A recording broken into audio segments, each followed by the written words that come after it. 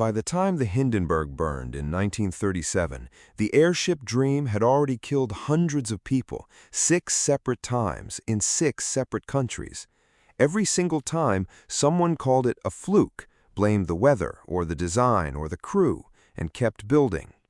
Governments poured money into these ships because they were the fastest, most impressive way to cross an ocean, faster than any plane of the era and far more luxurious than any ship at sea.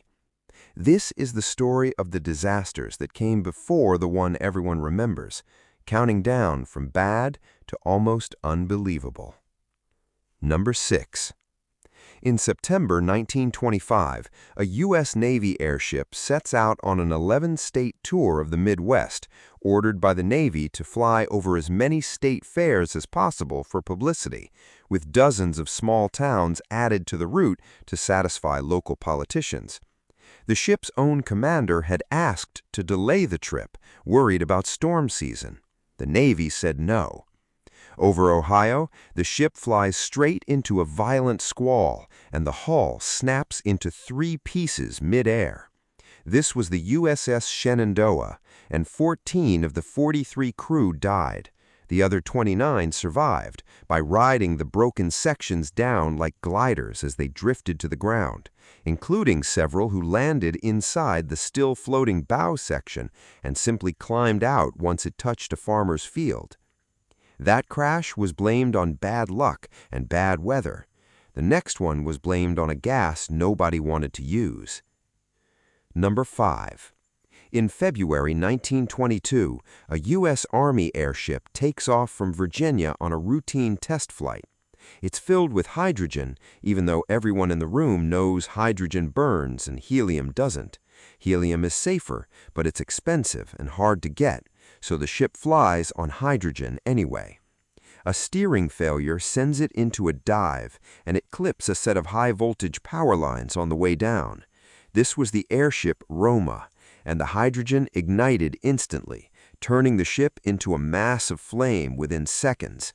34 of the 45 people on board died, including the pilot.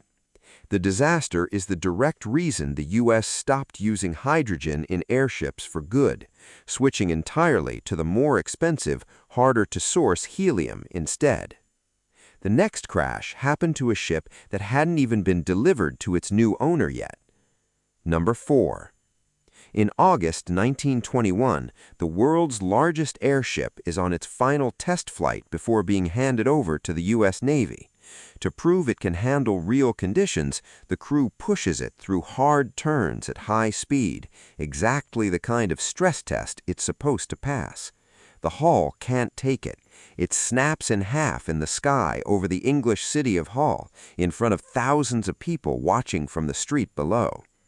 This was the British-built R-38, and 44 of the 49 men aboard died, American and British crew both, killed on a ship neither country had finished paying for.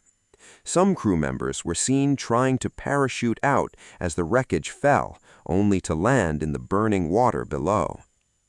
The ship that came after it wasn't rushed by a test, it was rushed by a politician's schedule. Number 3. Britain's government spends years and a fortune building an airship so advanced it includes a smoking room, a dining hall for 50, and promenade decks with windows for passengers to admire the view. It's meant to prove that airships, not airplanes, are the future of long-distance travel across the British Empire. Test flights reveal it's too heavy to fly safely. Engineers ask for more time. The government's own air minister, who plans to be on board for its first big flight to India, overrules them and orders it to leave on schedule. Hours into the trip, in bad weather over northern France, the ship loses altitude and hits a hillside. This was the R-101, and the impact was gentle enough that most of the crew could have survived it until the leaking hydrogen caught fire and turned the entire ship into an inferno within half a minute. 48 of the 54 people aboard died, including the air minister himself and almost the entire team that had designed the ship, wiping out much of Britain's rigid airship expertise in a single night. Weeks before that flight, a different national pride and joy had already vanished without a trace. Number 2. In December 1923, France's most advanced airship sets a world endurance record, staying aloft for nearly 5 days straight over 3 continents, a feat that gets celebrated across the country as proof that French engineering had surpassed anything the Germans or British had built.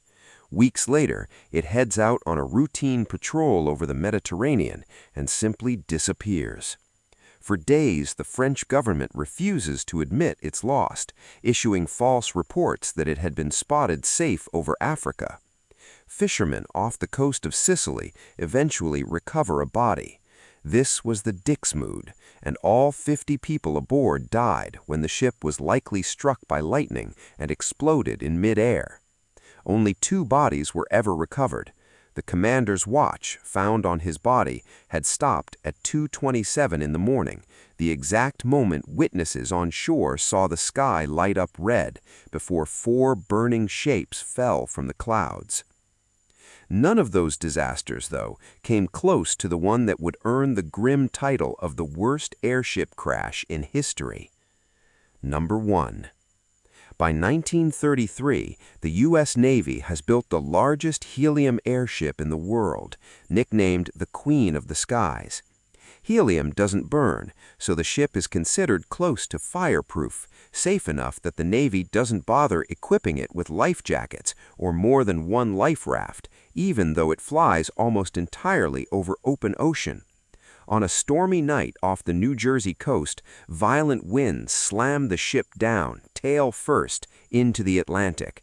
This was the USS Akron, and 73 of the 76 people aboard died, most from drowning or hypothermia in the freezing water, with no life jackets to keep them afloat, and only one small raft between dozens of men. Among the dead was Rear Admiral William Moffett, the man who'd spent his career convincing the Navy that airships were the future of naval aviation. A second airship sent out that same night to search for survivors also crashed in the storm, killing 2 more of its own crew. 6 disasters, 6 different countries, 6 different causes, one repeating pattern. The people who built these ships kept insisting the next one would be different, safer, and less likely to fail than the last. Airships kept a hold on the public imagination anyway, because it's hard to give up on something that big and that impressive looking, even after it's already killed people. Governments had sunk years of funding and national pride into proving these ships worked, and admitting otherwise meant admitting the money and the lives were wasted. It took the Hindenburg catching fire on camera in front of newsreel crews and a live radio broadcast for the world to finally stop building them. Every disaster on this list happened first, in front of fewer cameras and smaller crowds, and got explained away every time. None of them was enough on its own. It took all 6 plus 1 more to end the era for good. If this video held your attention the whole way through, hit like. That's the clearest signal that tells us to keep making history videos instead of something else. If you think a friend or family member would get pulled into this the same way you just were, send it to them. That's genuinely how a small channel finds new viewers, one shared video at a time. And if you want to keep seeing disasters like this one, hit subscribe, because there's a lot more history where this came from. So here's the question. Out of these 6 ships, which one would you have refused to board?